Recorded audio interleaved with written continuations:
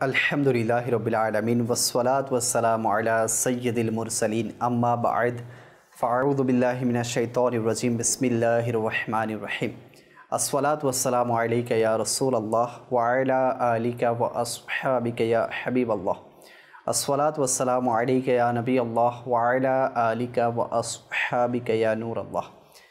প্রিয় ইসলামী ভাইরা আর মাদানী চ্যানেলের দর্শকবৃন্দ, উপস্থিত হয়েছি মাদানী চ্যানেলের একটি নতুন প্রোগ্রাম নিয়ে, যার নাম হচ্ছে আম্বিয়ায়ে কিরাম আলাইহিমুসসালামের সুন্নাত।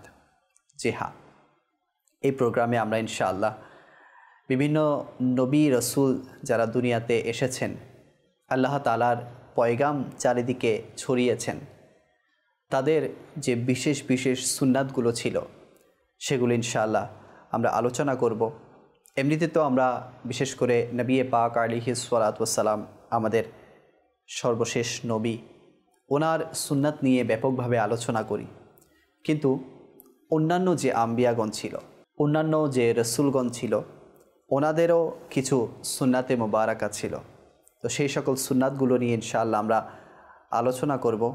তো আপনাদের কাছে অনুরোধ যে ইনশাআল্লাহ ধৈর্য সহকারে এই অনুষ্ঠানটি দেখবেন। আল্লাহ তাআলা চাইতো অসংখ্য সুন্নাত সম্পর্কে আপনারা জানবেন এবং আমল করার জজবা পাবেন। আসুন অনুষ্ঠানের শুরুতে দরুদে পাকের একটি ফজিলত আমরা শুনে নেই। আমির আহলে সুন্নাত দামাত বারকাতুহুমুল আলিয়ার একটি লিখিত রিসালা জিয়ায়ে দরুদ ও সালাম, এর মধ্যে একটি দরুদে পাকের ফজিলত এভাবে এসেছে, যেটি মুসলিম শরীফের হাদিসে পাক এবং হাদিস নাম্বার হচ্ছে 408। আমার নবী করিম সাল্লাল্লাহু আলাইহি ওয়াসাল্লাম ইরশাদ করেন, যে ব্যক্তি আমার উপর একবার দরুদ শরীফ পাঠ করে, আল্লাহ তাআলা তার উপর 10টি রহমত নাজিল করেন। সুবহানাল্লাহ। আমাদের উচিত যে বেশি পরিমাণে যদি রহমত পেতে চাই, তাহলে বেশি দরুদে পাক পড়া। নিয়ত করি ইনশাআল্লাহ বেশি পরিমাণে দরুদে পাক পড়ব। সাল্লু আলাল হাবিব সাল্লাল্লাহু তাআলা আলা মুহাম্মদ সাল্লাল্লাহু তাআলা আলাইহি ওয়া আলিহি ওয়াসাল্লাম। দর্শক, আম্বিয়ায়ে কিরাম যারা নবী রসুল ছিলেন, ওনারা হচ্ছেন কায়নাতের, এই পুরো জাহানের, এই পুরো জগতের মহান ব্যক্তিত্ব। মানুষদের মধ্যে হীরা মতির মতো আলোকিত ব্যক্তিবর্গ। জি হ্যাঁ, ওনারা হচ্ছেন যত মখলুক দুনিয়াতে এসেছে, আল্লাহ তাআলার যত সৃষ্টি আছে, সে সকল সৃষ্টির মধ্যে সবচেয়ে শ্রেষ্ঠ মখলুক, এবং যাদেরকে হীরা মতির সাথে তুলনা করা হয়েছে, যাদেরকে খোদার ওহির নূর দ্বারা নূরান্বিত করা হয়েছে। জি হ্যাঁ, নবী রসুল যারা, আম্বিয়া যারা, ইনাদের উপরই শুধু ওহি নাজিল হতো, দুনিয়ার আর কোনো মখলুকের উপর ওহি নাজিল হতো না। তো আজকের যে প্রোগ্রাম সেটা হচ্ছে বিভিন্ন নবী রসুলদের সুন্নাত, আম্বিয়ায়ে কিরামদের সুন্নাত। আহমদিয়ার খান নাইমি রহমতুল্লাহি তাআলা আলাইহি উনি ইরশাদ করেন, যেটার উপর আম্বিয়া ও সৈয়দুল আম্বিয়া আমল করেছেন তাকেই সুন্নাতে আম্বিয়া বলা হয়। অর্থাৎ যে যে কার্যাদির উপর, যে যে কর্মকাণ্ডের উপর, যে যে রীতিনীতির উপর আম্বিয়া এবং সৈয়দুল আম্বিয়া, জি হ্যাঁ, আম্বিয়াদের সরদারকে তিনি হচ্ছেন আমার নবী পাক সাল্লাল্লাহু আলাইহি ওয়াসাল্লাম। ওনাদের পথ, ওনাদের যেগুলো পদ্ধতি ছিল, ওনাদের যেগুলো কার্যাবলী ছিল, যেগুলো ওনাদের চলাফেরা ছিল, এই টোটাল যে কর্মকাণ্ড, এগুলোকেই বলা হয় আম্বিয়ার সুন্নাত। এমনিতে তো আমরা প্রায় সময় যদি দেখা যায় যে আউলিয়াদেরকে নিয়ে আমরা বেশি আলোচনা করি, ওনাদের কারামত, ওনাদের জীবনী, ওনাদের ইশকে রসুল, হ্যাঁ, অনেক সময় ওনাদেরকে নিয়ে আমরা আলোচনা করি। নবীদের ক্ষেত্রে আমি যেটা বলেছি শুরুতে, যে আমার নবীকে নিয়ে একটু বেশি আমরা চর্চা করি বা আলোচনা করি। কিন্তু কিতাবের মধ্যে এসেছে যে যেখানে আউলিয়াদের আলোচনা হয়, সেখানে আল্লাহ পাকের রহমত নাজিল হয়। তো যেখানে আম্বিয়াদের আলোচনা হবে, সেখানে কেমন আল্লাহ তাআলার রহমত এর বর্ষণ হবে। আল্লাহ তাআলার রহমতের বৃষ্টি অঝোরে এই দুনিয়ার মধ্যে, ওই আলোচনার মধ্যে, ওই মাহফিলের মধ্যে, ওই আসরের মধ্যে বর্ষণ হবে। তাই আমাদের উচিত যে আউলিয়াদের সাথে সাথে নবিয়ে পাক এবং আম্বিয়াদের আলোচনা বেশি বেশি করা। আমার আলা হযরত খুব সুন্দর লিখেন, খলক সে আউলিয়া, আউলিয়া সে রসুল, और रसूलों से आला हमारा नबी।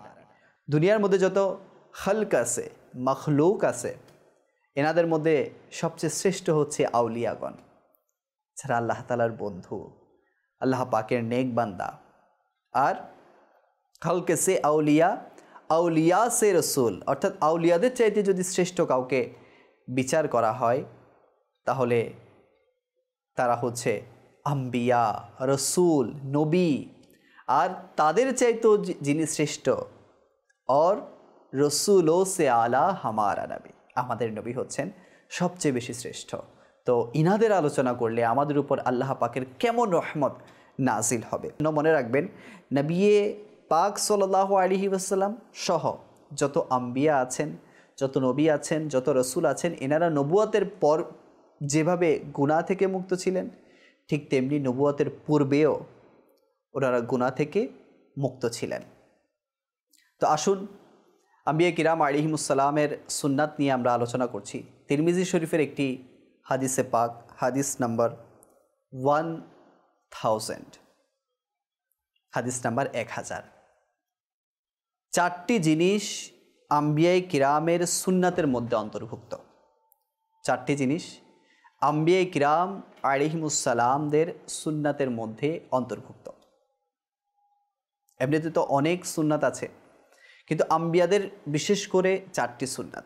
আচ্ছা, মনে রাখবেন যে এক এক রেওয়ায়াতে এক এক রকম হাদিসে পাক বর্ণনা করা হয়েছে, এক এক রেওয়ায়াতে এক এক ধরনের সুন্নাত বর্ণনা করা হয়েছে। তিরমিজি শরীফের মধ্যে যে হাদিসে পাকটি এসেছে যে 4টি সুন্নাত আম্বিয়া কিরামদের অন্তর্ভুক্ত। নাম্বার 1, লজ্জাশীলতা।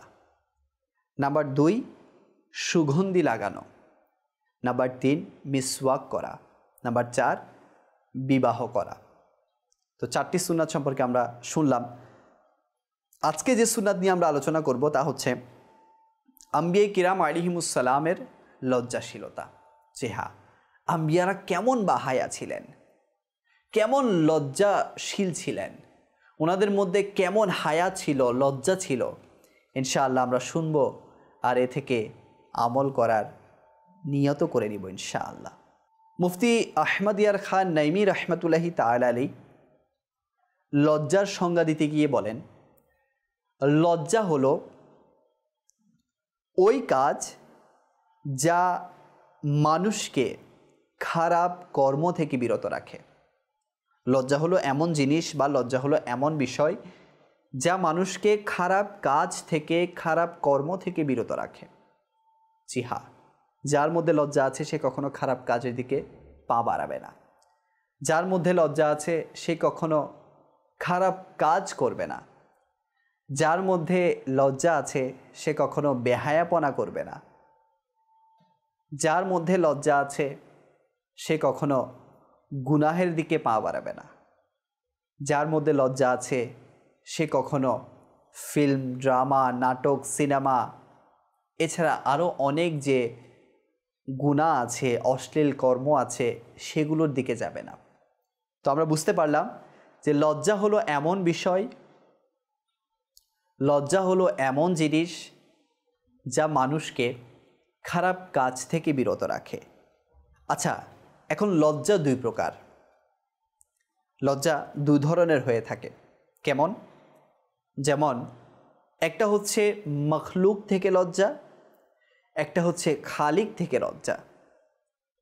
একটা মখলুক অর্থাৎ সৃষ্টি থেকে লজ্জা, আল্লাহ তাআলার জমিনে যত সৃষ্টি আছে ওনাদের কাছ থেকে লজ্জা করা, ওনাদের সামনে লজ্জা করা। আরেকটা হচ্ছে খালিক, আমার রব তাআলা, আমার আল্লাহ তাআলার থেকে লজ্জা করা। জি হ্যাঁ, অনেকে বলতে পারবেন যে আল্লাহ পাক থেকে কেমন লজ্জা? আল্লাহ পাক থেকে লজ্জা হচ্ছে এমন যে আল্লাহ পাক আমাদেরকে ইবাদতকে ফরজ করে দিয়েছেন, ওয়ামা খলাকাতুল জিন্না ওয়াল ইনসা ইল্লা লিয়াবুদুন। আমি মানব এবং জিন জাতিকে সৃষ্টি করেছি আমার ইবাদতের জন্য। তো ইবাদত, বিভিন্ন ধরনের ইবাদত আছে, কিন্তু যেগুলো ফরজ ইবাদত, যেগুলো আমাদের উপর আবশ্যক করে দেয়া হয়েছে, সেগুলো ছেড়ে দেওয়ার লজ্জাটা না করা, ফরজকে তরক করা, এটাও কিন্তু একটা লজ্জা। তো আল্লাহ তাআলার কাছ থেকে লজ্জা করা মানে হচ্ছে আমরা যাতে আল্লাহ পাকের ফরজিয়াতকে ছেড়ে না দেই, আল্লাহ পাক যে বিষয়গুলোকে ওয়াজিব করেছেন সেগুলোকে ছেড়ে না দেই, আল্লাহ পাক যে বিষয়গুলোকে হারাম করেছেন সেই বিষয়ের দিকে যাতে আমরা না যাই, আল্লাহ পাক যেগুলোকে হালাল করেছেন সেগুলোকে যাতে আমরা ছেড়ে না দেই। এটাই হচ্ছে খালিক থেকে লজ্জা। লজ্জা খালিক থেকেও করতে হবে। যেমন সূরা আলাকের 14 নম্বর আয়াতে এভাবে ইরশাদ হয়েছে কিছুটা এরকম, আল্লাহ তাআলা দেখেন, আল্লাহ তাআলা দেখছেন, আল্লাহ তাআলা আমাদের সব কর্মকাণ্ড দেখেন। মানুষ মনে করে যে আমি নামাজ না পড়লে কে জানবে, ইবাদত না করলে কে জানবে, ফজরের নামাজে ঘুমিয়ে থাকলে কে জানবে, জোহর অবহেলায় কাটালে কে জানবে, আসর আড্ডায় কাটালে কে জানবে, মাগরিব বেহায়েপনার মধ্যে কাটালে কে জানবে, ঈশা নিজের ব্যস্ততার মধ্যে কাটিয়ে দিলে কে জানবে। তো আল্লাহ তাআলা সব কিছু দেখেন, আল্লাহ তাআলা সব কিছু দেখছেন, কোনো কিছু আল্লাহ পাকের কুদরত থেকে অদৃশ্য নয়। এই জন্য আল্লাহ পাকের কাছে লজ্জা, এটার অর্থ হচ্ছে যে আল্লাহ পাকের ইবাদতের মধ্যে মগ্ন থাকা, আল্লাহ পাকের আবশ্যিক যে ইবাদতগুলো আমাদের উপর করা হয়েছে, যেগুলো আমাদের জন্য কম্পালসারি করা হয়েছে, সেগুলো যাতে আমরা ছেড়ে না দেই। আর মাখলুক থেকে লজ্জা মানে কি? অনেক সময় আমরা এমন এমন কাজ করে ফেলি, অন্য কেউ আমাদেরকে বলে ওঠে, তোমার কি লজ্জা নেই? কেমন বেহায়া মানুষ তুমি, এমন কাজ তুমি করলে, এই কাজটি তুমি করতে পারলে। এরকম অনেক সময় লোক মুখে আমরা শুনে থাকি। তো মাখলুক থেকে লজ্জা হচ্ছে এমন কোনো কাজ আমরা কোনো মাখলুকের সামনে করা যাবে না, যে কাজগুলো করলে মানুষ আমাদেরকে খারাপ চোখে দেখবে, আর চোখে দেখবে, বেহায়া বলবে। তো এরকম কাজ মাখলুকের সামনে করা থেকে বেঁচে থাকা যায়। অর্থাৎ যার মধ্যে লজ্জা আছে সে না আড়ালে না প্রকাশ্যে কোনো গুনাহ করবে না। তো এই জন্য আমাদেরকে প্রত্যেকটি মানুষের সামনে থেকে গুনাহ করা থেকে নিজেকে হিফাজত রাখতে হবে। আজকে দেখবেন চারিদিকে গুনাহের সয়লাব, চারিদিকে গুনাহের বাজার গরম হয়ে আছে। তো এটা কেন? বেহায়ার কারণে, লজ্জা না থাকার কারণে। আদম আলাইহিসসালামের সেই ঘটনা আমরা সবাই জানি, যে আদম আলাইহিসসালাম উনি জান্নাতের মধ্যে ছিলেন, জান্নাতের মধ্যে বিচরণ করছিলেন। মা হাওয়া রাদিয়াল্লাহু তাআলা আনহাও ছিল। ওনাদেরকে জান্নাত থেকে দুনিয়াতে নামিয়ে দেয়া হয়েছে। তো যখন হযরত আদম আলাইহিসসালামের সাথে এমন অবস্থা সম্মুখীন হলো, আদম নবীর এমন অবস্থা হলো, তখন উনি এত কেঁদেছেন যে প্রায় 300 বছর, রেওয়ায়াতের মধ্যে এসেছে 300 বছর উনি কেঁদেছেন। আর উনি আল্লাহ পাকের কাছে এত লজ্জিত হয়েছেন যে উনি 300 বছর আসমানের দিকে চোখ তুলে তাকাননি। ওনার এত লজ্জা হয়েছিল। এগুলোকে বলা হয় লজ্জা। সেটার কারণে 300 বছর কেঁদেছেন, আর লজ্জার কারণে আসমানের দিকে পর্যন্ত চোখ তুলে তাকাননি। এরপর দাউদ আলাইহিসসালামের ব্যাপারে এসেছে যে উনি 40 দিন পর্যন্ত সিজদায় অবনত ছিলেন, আল্লাহ পাকের কাছে লজ্জিত ছিলেন, লজ্জা ওনাদের মধ্যে ছিল। 40 দিন পর্যন্ত লজ্জার কারণে উনি সিজদার মধ্যে অবনত ছিলেন। এগুলো হচ্ছে লজ্জা। যারা আম্বিয়া, ইনাদের মধ্যে কেমন লজ্জাশীলতা, অথচ ইনারা এসেছেন মানুষকে সংশোধন করার জন্য। এনারা এসেছেন পুত পবিত্র হয়ে, না যাদের কোনো গুনাহ আছে, না যাদের কোনো ত্রুটি আছে, যারা আপাদ মস্তক পবিত্র। কিন্তু ইনাদের লজ্জাশীলতার ধরন কেমন, ইনাদের লজ্জাশীলতার মর্যাদা কেমন, মকাম কেমন। আসুন আমরা মুসা কালিমুল্লাহ আলা নবীনা আলাইহিসসালামের ঘটনা শুনি। মনে রাখবেন, কোরআনে পাকে যে নবীর নাম নিয়ে সবচেয়ে বেশি আলোচনা এসেছে তিনি হচ্ছেন মুসা কালিমুল্লাহ আলা নবীনা ওয়ালিহিস সালাতু ওয়াসসালাম। ওনার ব্যাপারে এসেছে যে বনি ইসরাইল, ওনার যুগের একটি কম ছিল, একটা গোত্র ছিল বনি ইসরাইল। এই বনি ইসরাইলের মধ্যে একটা পদ্ধতি, একটা সিস্টেম, একটা কালচার এমন ছিল যে তারা সবার সামনে বিনা কাপড়ে গোসল করত। তাদের মধ্যে হায়া ছিল না, লজ্জাশীলতা ছিল না, তাদের এটা পদ্ধতি ছিল। তারা এটাকে খুবই সিম্পল মনে করত, বিনা কাপড়ে গোসল করা। কিন্তু দেখুন, মুসা কালিমুল্লাহ আলা নবীনা ওয়ালিহিস সালাতু ওয়াসসালাম, যিনি আল্লাহ পাকের পয়গম্বর ছিলেন, নবী ছিলেন, তিনি ওই কমের মধ্যে বড় হয়েছেন, ওই গোত্রের মধ্যে বড় হয়েছেন, কিন্তু কখনো এই কালচারকে নিজের মধ্যে গ্রহণ করেননি, এই ঐতিহ্যকে নিজের মধ্যে আনতে দেননি। তার মধ্যে এমন লজ্জাশীলতা ছিল যে রেওয়ায়েতের মধ্যে এসেছে তিনি কখনো প্রকাশ্যে হোক বা অপ্রকাশ্যে কখনো এমনভাবে গোসল করেনি যেভাবে গোসল করলে নিজের সতর দেখা যাবে। উনি সবসময় তেহবান বাঁধতেন, মোটা কাপড় পরিধান করতেন এবং ওভাবে গোসল করতেন। এটা ছিল লজ্জাশীলতা। আজকে তো আমরা দেখি যে অনেক এমন নওজোয়ান আমাদের মাঝে পাওয়া যাবে যে পুকুর ঘাটে, নদীতে, সাগরে আমরা একে অপরের সামনে আমাদের সতর পর্যন্ত দেখা যাচ্ছে, এমন অবস্থায় আমরা গোসল করছি। লজ্জা কোথায় গিয়েছে? পুরুষদের জন্য সতর কতটুকু? পুরুষদের জন্য সতর হচ্ছে নাভি থেকে হাঁটু পর্যন্ত। আজকে আমাদের হাঁটুর উপর পর্যন্ত, উরু পর্যন্ত আমাদের দেখা যায়, ছেলেদের নাভি পর্যন্ত অনেক সময় এখন দেখা যায়। কোথায় গিয়েছে আমাদের লজ্জা? কোথায় গিয়েছে আমাদের হায়া? যদি আমরা কেউ একটু লজ্জাশীল হই বা কোনো একটা লজ্জাশীল যুবক কারো সামনে পড়ে যায়, সে এমনভাবে গোসল করছে না যেভাবে অন্য যুবকরা করছে, তখন তাকে নিয়ে আমরা ঠাট্টা মশকরা করি। আরে তুমি অনেক ব্যাকডেটেড, ছেলে হয়ে এভাবে কাপড় টাপড় পরে তুমি গোসল করছো। অনেক সময় মশকরা করা হয়। মনে রাখবেন যে ইসলাম আমাদেরকে হায়ার ব্যাপারে তরগিব দিয়েছে, উৎসাহ দিয়েছে। ইসলাম আমাদেরকে লজ্জাশীল হওয়ার ব্যাপারে তাগিদ দিয়েছে। নারীদের জন্য যেমন লজ্জার বিধান আছে, পুরুষদের জন্যও লজ্জার বিধান আছে। আজকে আমরা একটু সতর ঢেকে পুরুষরা যদি গোসল করি, অনেক সময় অনেক পুরুষ, অনেক যুবক ঠাট্টা মশকরা করে। এমনটা করবেন না। আপনার ঠাট্টার কারণে, আপনার মশকরা করার কারণে কেউ যদি বেহায়া হয়ে যায়, তার গুনাহও আপনার কাঁধে চড়ে যাবে। একটা কোরআনের ঘটনা আমি আপনাদের সামনে পেশ করছি। একবার মুসা নবী আলা নবীনা ওয়ালিহিস সালাতু ওয়াসসালাম মিশর থেকে মদিনার দিকে সফর করছিলেন কাফেলা নিয়ে। তো পথিমধ্যে একটা কূপ ছিল। কূপের মধ্যে দেখা গেল যে সবাই কাফেলার সাথীরা যার যার উট নিয়ে সেখান থেকে পানি নিয়ে উটকে পানি পান করাচ্ছে। তো আড়ালে একটি গাছের পেছনে বা কিছুটা আড়ালে দুইজন যুবতী নারী আড়ালে দাঁড়িয়েছিল।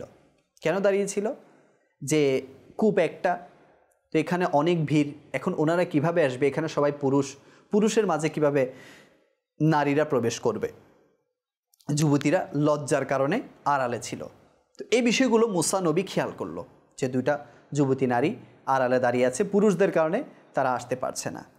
তো এই কূপের কিছুটা দূরে আরেকটি কূপ ছিল, কিন্তু ওই কূপ থেকে পানি নেওয়া যাচ্ছিল না, কেননা কূপের উপরে অনেকগুলো বড় বড় পাথর ছিল। তো মুসা আলাইহিস সালাতু ওয়াসসালাম ওই কূপের কাছে গিয়ে উনি সেই পাথরগুলো সরানোর ব্যবস্থা করলেন, আর ওই যুবতী নারীদেরকে ইশারা করলেন যাতে ওনারা ওখান থেকে পানি নিয়ে নেয়। তো ওনারা কি করলেন? ওখান থেকে পানি নিয়ে ওনাদের বাড়িতে চলে গেলেন। এখন ওনাদের যে আব্বাজান, ওই দুই যুবতী মেয়ের আব্বাজান, ওনাদের আব্বাজান ছিলেন কে? উনিও নবী ছিলেন, শুআয়ব আলাইহিস সালাতু ওয়াসসালাম। তো শুআয়ব আলাইহিস সালাতু ওয়াসসালাম জিজ্ঞাসা করলো যে তোমরা এত তাড়াতাড়ি কিভাবে এলে?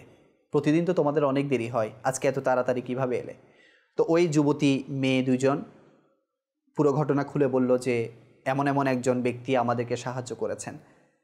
তো ওই শুআয়ব আলাইহিস সালাতু ওয়াসসালাম নিজের শাহজাদিদেরকে বললেন যে যাও ওই ব্যক্তিকে ডেকে নিয়ে এসো, আমিও দেখি যে ওই ব্যক্তিটিকে যিনি তোমাদেরকে সাহায্য করেছেন। তো ওই যুবতী মেয়ে ওই মুসা আলাইহিস সালাতু ওয়াসসালামের কাছে আসলো। তো এসে বলল যে আমাদের আব্বাজান আপনাকে ডেকেছেন, যে আপনি আমাদেরকে সাহায্য করেছেন, আপনার সাথে সাক্ষাৎ করবেন, আপনাকে কিছু উপহার দিবেন।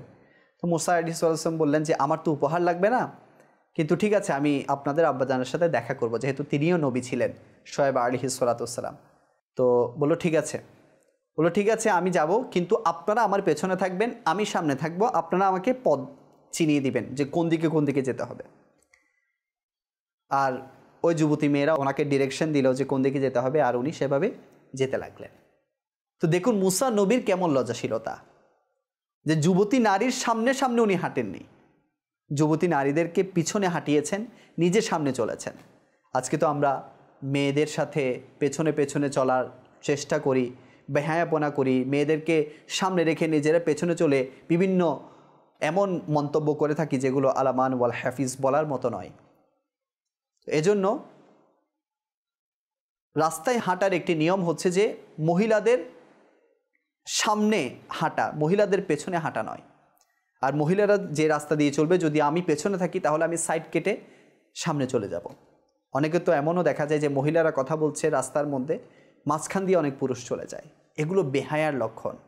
যাদের মধ্যে লজ্জা নেই, এমন বেহায়া ব্যক্তির নিদর্শন হচ্ছে এমন। তো আমাদের উচিত যে মহিলাদের পেছনে না হাঁটা। আর বর্তমান সমাজ তো এমন যে মহিলাদেরও বেহায়ার ছড়াছড়ি।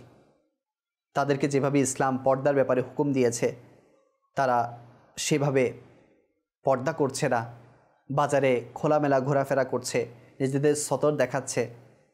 তো এজন্য বলবো যে পুরুষ এবং মহিলা, ইসলাম যতটুকু পর্দার বিধান দিয়েছে ততটুকু পর্দার বিধান আমাদেরকে তো গ্রহণ করতেই হবে। সাথে সাথে আমাদের মধ্যে লজ্জাটাও রাখতে হবে। আমাদের মধ্যে যদি লজ্জা থাকে, ইনশাআল্লাহ আমরা অনেক গুনাহ থেকে বেঁচে যাব। আর আমার নবীর উম্মতদের মধ্যে সবচেয়ে বেশি বাহায়া উম্মত যিনি ছিলেন, যাকে দেখে ফেরেশতারা পর্যন্ত লজ্জা পেত, তিনি হচ্ছেন উসমানে জিন্নুরাইন রাদিয়াল্লাহু তাআলা আনহু। উনি হচ্ছেন উম্মতের মধ্যে সবচেয়ে লজ্জাশীল উম্মত। আর আমার নবী করিম সাল্লাল্লাহু আলাইহি ওয়াসাল্লাম সাইয়্যিদুল আম্বিয়া, ওনার লজ্জাশীলতার কোনো তুলনা হয় না। উনি হচ্ছেন পুরো দুনিয়ার মধ্যে সবচেয়ে বেশি লজ্জাশীল, যার লজ্জার ধরন এমন ছিল যিনি কখনো চোখকে উপর করে চলতেন না, সবসময় নিজের চোখকে, দৃষ্টিকে নত রাখতেন। এবং ওনার লজ্জাশীলতা এমন ছিল যে রিওয়ায়াতের মধ্যে এসেছে যে কুমারী পর্দাশীল যারা ছিল, যুবতী পর্দাশীল, এমন পর্দাশীল মেয়েদের চাইতেও বেশি লজ্জাশীল ছিল আমার নবীর। তো আল্লাহ তাআলা আমার নবীর এত লজ্জাশীলতা, এই লজ্জাশীলতা থেকে আমাদেরকেও কিছু গ্রহণ করে, কিছু ফোঁটা পেয়ে আমাদেরকেও লজ্জাশীল হওয়ার, ইসলামী হুকুম মোতাবেক চলার সে তৌফিক দান করুক। বিশেষ করে ইসলামী বোনদেরকে আমি অনুরোধ করব, আপনারা অবশ্যই নিজেদের মধ্যে লজ্জাশীলতা আনবেন এবং নিজেকে পর্দার মধ্যে রাখবেন, বেপর্দা হবেন না। কেননা একটি নারীর কারণে 4 জন পুরুষ জাহান্নামে যাবে। তার পিতা, তার বড় ভাই, তার স্বামী, তার বড় ছেলে, যদি ওই নারী বেপর্দা ঘোরাফেরা করে, যদি ওই নারী বেহায়া হয়, তো কেন শুধু শুধু আমার আপনার কারণে বা ইসলামী বোনদের কারণে তাদের পরিবারের এই গুরুত্বপূর্ণ সদস্যরা জাহান্নামের দিকে চলে যাবে? আমি আপনাদের কাছে অনুরোধ করব, ছেলে হই বা মেয়ে, আমরা সবাই লজ্জাশীল হই, লজ্জাশীলতা নিজের মধ্যে আনার চেষ্টা করি, আর পর্দার বিধান সঠিকভাবে মানার চেষ্টা করি। শেষে একটি কিতাবের পরিচিতি দিয়ে শেষ করব। আলহামদুলিল্লাহ, দাওয়াত ইসলামীর একটি অন্যতম কিতাব হচ্ছে পর্দার ব্যাপারে যে কিতাবটি দাওয়াত ইসলামী প্রকাশ করেছে, পর্দা সম্পর্কিত প্রশ্নোত্তর। এটি ইসলামী বোনদের জন্য খুবই গুরুত্বপূর্ণ একটি কিতাব। আমি বলবো যে আপনারা এটি অবশ্যই সংগ্রহ করুন। ইনশাআল্লাহ অনেক কিছু আপনারা জানতে পারবেন, আমল করার স্পৃহা পাবেন। আল্লাহ তাআলা আমরা যা কিছু শুনেছি এর উপর আমল করার তৌফিক দান করুক। আগামী অনুষ্ঠানের দাওয়াত দিয়ে এখানে শেষ করছি। সাল্লু আলাল হাবিব সাল্লাল্লাহু তাআলা আলা মুহাম্মদ সাল্লাল্লাহু